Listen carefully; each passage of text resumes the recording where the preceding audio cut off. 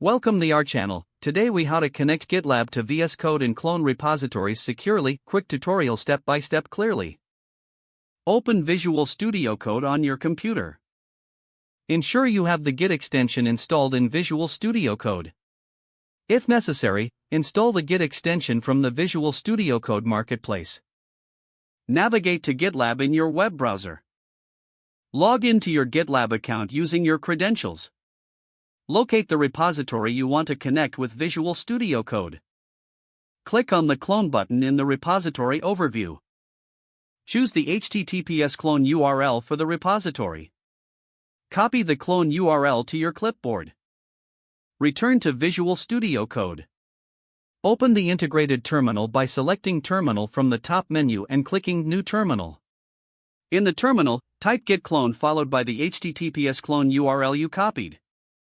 Press Enter to execute the command. Wait for the cloning process to complete. Once cloned, navigate to the cloned repositories folder using the terminal.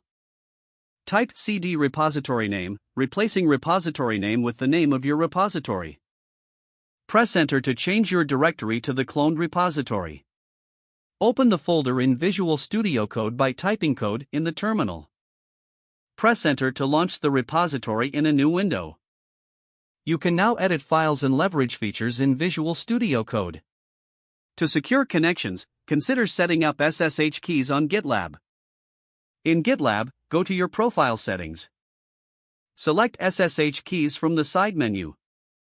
Follow the instructions to generate an SSH key pair using the terminal. Copy the generated public key. Paste the public key into the SSH keys section on GitLab. Click Add Key to save your new SSH key. Now, update your cloned repository to use the SSH URL. Start by navigating back to your repository in GitLab. Don't forget to like this video and subscribe to our channel for more step-by-step tech guides.